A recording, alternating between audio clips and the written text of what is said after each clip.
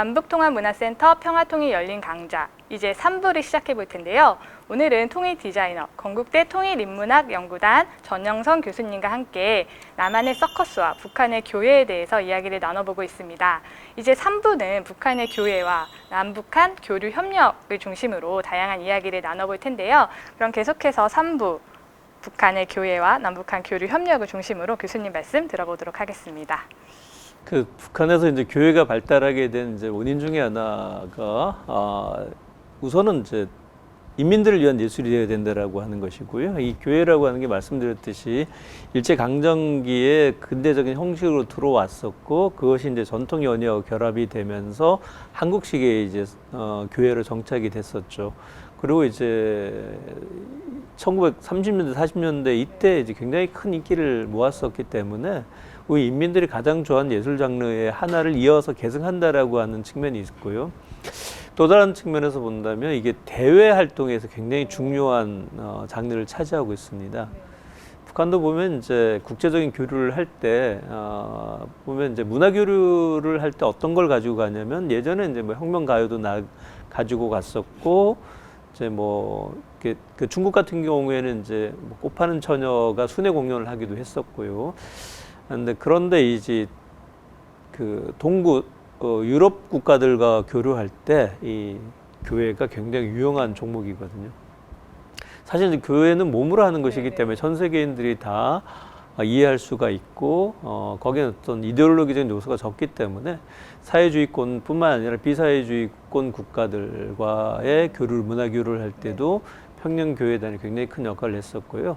2000년대 초반에 이제 남북 정상회담을 앞두고서도 평양교회단이 서울에 와서 잠실 실내체육관에서 공연을 진행을 했었습니다. 그런 것처럼 전 세계인들이 공통되어진 이제 공연 예술이기 때문에 많이 하고 있고 또 한 측면에서 보면 북한의 어떤 국가 이상을 세계에 알리는 데 있어서 교회가 큰 역할을 하고 있거든요.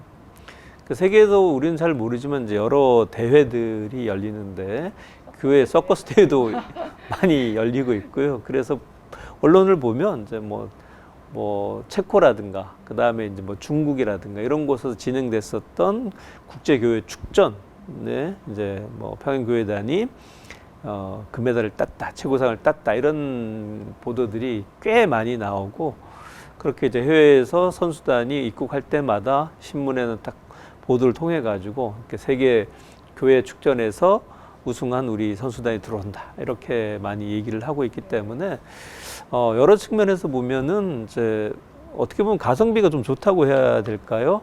그만큼 모든 국가들이 마찬가지예요. 자기네 나라들의 국가 이상을 좀 알리고 싶어 하고 있는데 북한에서는 이 서커스라고 하는 것이 굉장히 유용하고 효과적인 어떤 종목이 되는 것이죠. 그러다 보니까 국가에서 체계적으로 좀 관리를 하기도 하고 상대적으로 북한 같은 경우에는 이런 대중예술을 공급해 줄 수 있는 선택지가 그렇게 넓지 않은데 이 교회라고 하는 건 다양한 형태로서의 인민들에게 어떤 볼거리도 제공해 주는 이런 요소들을 갖추고 있기 때문에 상당히 많이 좀 공연이 되고 있습니다. 재밌어요. 어떤 건 이제 뭐 희극교회 같은 경우에 우리 슬랩스틱 코미디처럼 동작을 이렇게 하기도 하고 또 이제 교회극장에 가면 관객들을 불러내 가지고 같이 얘기 주고 받으면서 이렇게 연기를 하기도 하고 웃음을 자아내기도 하고 있고요. 그런 점에서 보면 굉장히 잘 활용될 수 있는 장르 중에 하나이다라고 볼 수 있을 것 같습니다. 다만 이제 우리 같은 경우에는 이제 이런 그 교회에 대한 것 말고 다른 것들이 대체할 수 있는 자원들이 좀 많다 보니까 상대적으로 이제 교회에 대한 인기는 많이 떨어져 있는 상황이고요. 뭐 북한에서도 보면 이제 인민 4월달 같은 경우에는 이제 4월에 보면 치서 예술축전 같은 경우를 하거나 인민예술제 같은 걸 할 때도 보면 이렇게 교회 종목을 가지고 또 이렇게 경연대회를 하기도 하고 선발하기도 하기 때문에 국내외적으로 두루 활용을 하고 있다 이렇게 말씀드릴 수가 있습니다. 북한의 서커스가 이제 좀 유명하다고 하셨잖아요. 그러면 북한의 서커스도 혹시 뭐 순회 공연 같은 걸 다니는지 궁금합니다. 네, 저도 이제 다니는 걸로 알고 있고요. 예전에 이제 남북 관계에서 금강산 관광을 할 때 금강산 안에 이제 평양 모란봉 교회단이 와서 교회 공연을 직접 하기도 했었습니다. 그만큼 일종의 이제 보여줄 수 있는 관광 자원으로 또 많이 활용을 했었던 것이었죠. 그리고 이제 지역 주민들 같은 경우에 아무래도 이제 이렇게 스타들이잖아요. 우리도 이제 지역에서 이렇게 스타들이 오면 반갑게 나가듯이 그 중에서도 이제 북한에서도 보면 인기 있는 희극 배우라든가 아니면 이제 뭐 또 교회 배우 같은 사람들이 와서 공연을 하게 되면 굉장히 큰 인기를 끌게 되어 있고 지역을 다니면서 이렇게 당연하게 이렇게 이제 일을 하게 되어 있고요. 공무원이니까 전국에 필요한 곳에서 필요한 현장에 가서 공연을 하기도 하고 뭐 건설 현장에 가서 간단하게 요술제주를 보여주면서 노동의 어떤 의욕을 고취시키기도 하고 선전 활동을 활용하기도 하고 그렇습니다.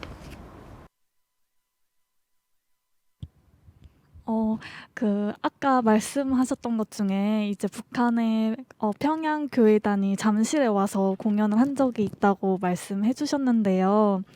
혹시 뭐 남한의 동춘 서커스단이나 함께 이제 합작을 할 가능성은 없는지 뭔가 그런 것들이 궁금합니다.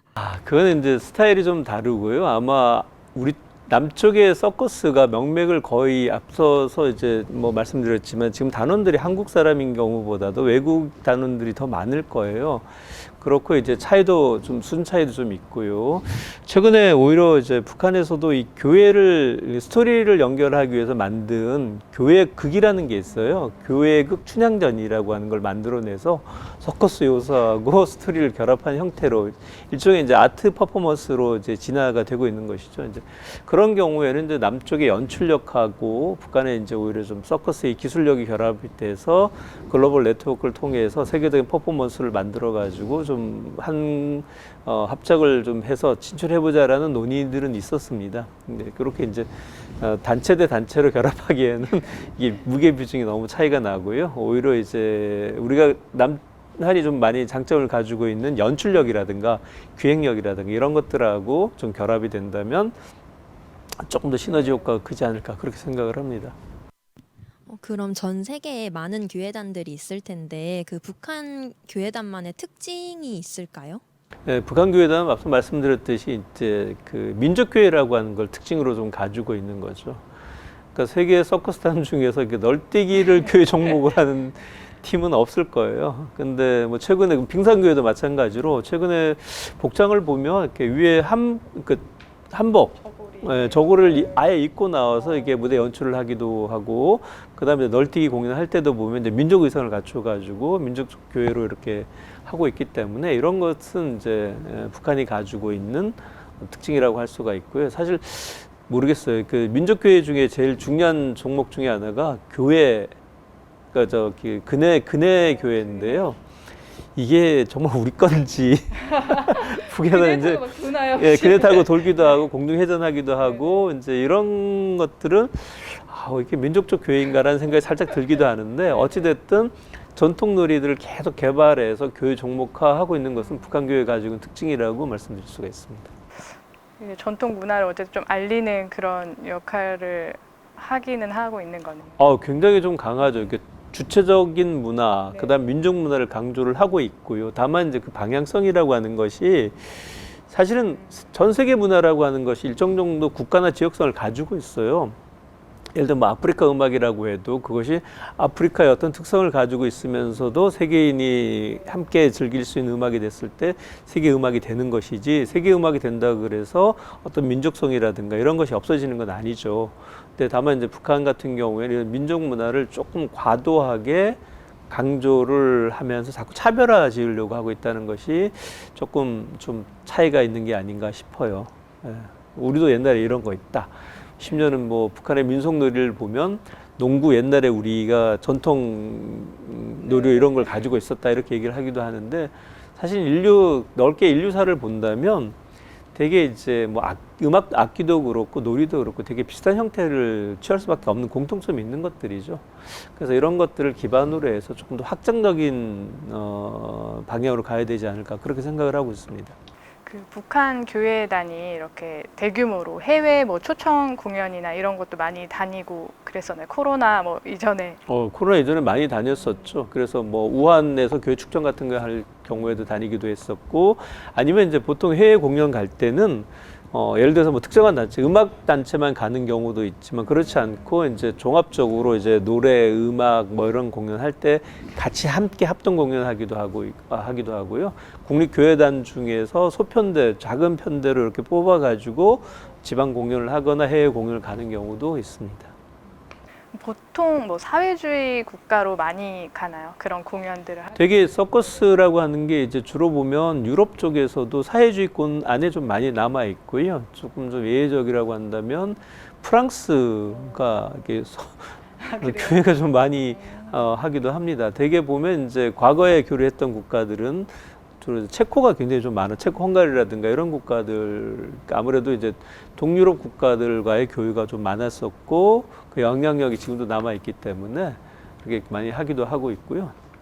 여러 가지 면에서 외교적 대외 문화 교류의 주 종목으로 많이 활용이 되고 있습니다.